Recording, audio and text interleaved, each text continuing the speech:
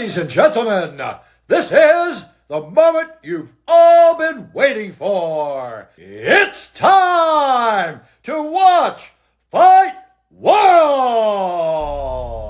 Welcome back to Fight World News, the show that's like the UFC but with more talking and less punching. We've got a lot to unpack today, so grab your popcorn, your Twitter fingers, and let's get started. If you're here for the drama, you're in the right place. If you're here for the fights, well, we talk about those too, but with a twist of lemon and a dash of salt. Today, we're going to dissect the lives, the lies, and the alibis of your favorite fighters. So sit back, relax, and let's get this party started. Dana White's police encounter. First on our list is the UFC's very own godfather, Dana White. Dana recently graced us with an Instagram selfie featuring a police car in the background. Dana, always the trendsetter. What's next? Selfies from a courtroom? We're all on the edge of our seats here, wondering if he was caught speeding or perhaps negotiating a new fight contract with the officer. The suspense is killing us. But let's be real, Dana could probably buy the police department if he wanted to, so I'm sure he's just fine. But Dana, if you're watching, do give us a hint. Was it a speeding ticket or a parking violation? The world needs to know. And while you're at it, maybe you can tell us if you offered the officer front row tickets to the next UFC event as a bribe. Just kidding, or am I? But seriously, Dana, you've got to spill the tea. The world is waiting, and we're not getting any younger. Sean O'Malley's financial milestone. Next up, the man of the hour, Sean O'Malley. Sean has revealed his next fight and is thrilled about getting pay-per-view points. So now after this, does it feel like you have a target on your back, or is it a sense of relief? I've always felt like that. I've always felt like I have a target on my back. And I might get that tatted, just a giant fucking target on my back. Yeah, I might. Is it almost a sense of relief though that you're in the history books forever now? There's no change in that. There is a little bit of sense of relief. Like, I will forever be the bantamweight UFC champion. Maybe not current, but I will always be able to say I was the UFC bantamweight champion. But I really do. I have a huge desire to get back to work and get back into the octagon and do it again, which is a great feeling, because I'm sure there's a day where you're the champ, you defend, you're like, I don't really have that desire. So I'm gonna, keep moving. The Cheeto rematch gets me excited too, just because it's I think it's a fan favorite fight right there. I think it's a big fight. I think it does big pay-per-views, and now that I get pay-per-view points, I really feel like shit's fucking. Now I feel like it's game time. Yes, you heard it right. Sean is now in the big leagues, or at least his bank account is. So, what's the plan, Sean? More tattoos? Maybe a new hair color to celebrate? Or perhaps you'll invest in a new set of gloves that come preloaded with excuses for when you lose. I mean, the possibilities are endless when you're rolling in that PPV dough. And let's not forget, with great power comes great responsibility. Or in this case, with more money comes more trash talk. Can't wait. The difference between me becoming champ and everyone else, I've been the champ before I was the champ. And what I mean by that is, like, I've been rich. I've been financially successful. I've been getting interviews from everyone. I've been getting opportunities to work with other people and come on these, so now that I'm champ, it's not like I'm all of a sudden rich and popular and famous. It's true. I've been that. So it's not, my life hasn't changed really at all. Like, I'm gonna make more money in every avenue I do, which is great. But it's like, I don't feel I mentally, I felt like I was a champ long ago. I've trained, I've lived my life like I've been the champ.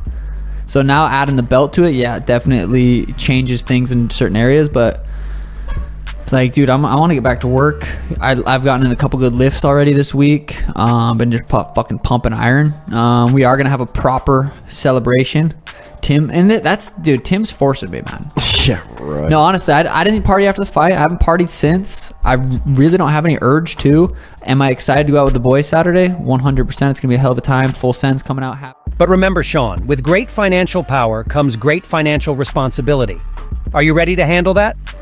And let's not forget, you're now a target for every up-and-coming fighter who wants to make a name for themselves. So are you ready for the spotlight, or will you crumble under pressure? Time will tell. Charles Oliveira's redemption quest, ***. Ah, Charles Oliveira, the man who believes in second chances. Or is it third chances?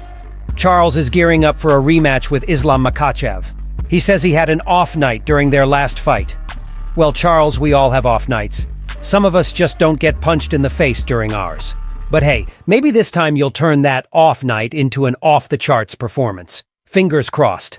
And let's not forget, the odds are in Makhachev's favor, but then again, odds are just numbers, and numbers can be misleading. But Charles, if you're planning to turn the tables, now would be a good time to start training, like yesterday. And maybe, just maybe, you can turn that off night into a highlight reel for your career. But let's be real, Charles. You're not getting any younger, and the competition is not getting any easier. So if you're planning a comeback, you better make it epic. Israel Adesanya's confidence overload. And how could we forget Israel Adesanya?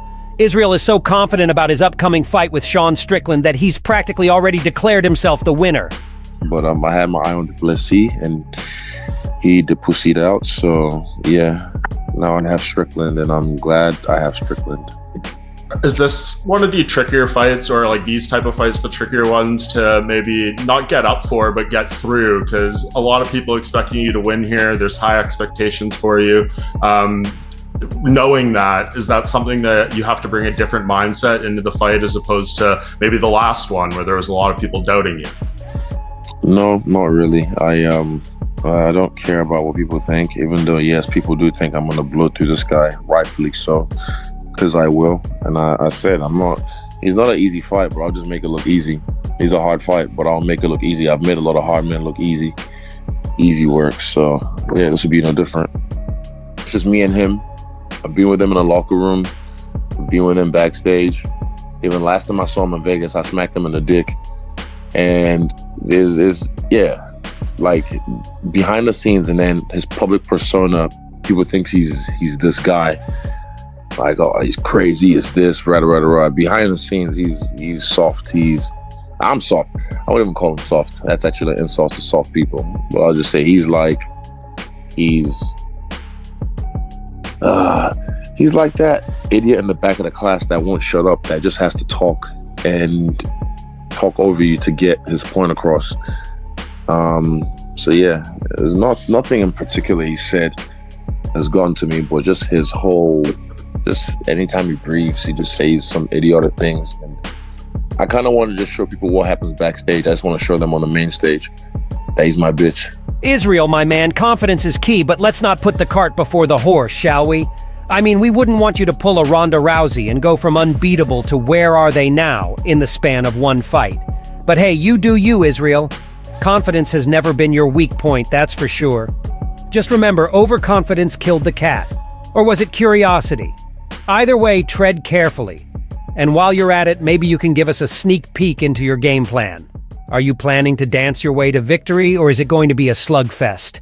And let's not forget, Israel, you've got a target on your back. Every fighter in your division wants a piece of you, so you better bring your A game. Stephen Thompson's age dilemma. Stephen Wonderboy Thompson, the man who's defying age, or at least trying to. At 40, he's contemplating his next big fight. Stephen, time's ticking, but hey, age is just a number, right? Unless that number starts affecting your speed, agility, and, well, everything else. But don't worry, you're not old, you're just experienced. And experience counts for something, like knowing when to duck or when to finally hang up those gloves. But let's be honest, Stephen, the clock is ticking, and it's not waiting for anyone, not even for a Wonder Boy. So, what's it going to be? Another title run or a farewell tour? Either way, make it count. And remember, Stephen, you're not just fighting your opponent. You're fighting Father Time. And let me tell you, he's undefeated. Well, that wraps up another episode of Fight World News. Remember, in the UFC, the drama never ends. It just takes short breaks between fights. Tune in next time for more juicy gossip and sarcastic takes on your favorite fighters. Until then, keep the drama rolling and the Twitter fingers typing. We'll be back with more news, more drama, and more sarcasm. Until then, stay classy, fight fans, fight.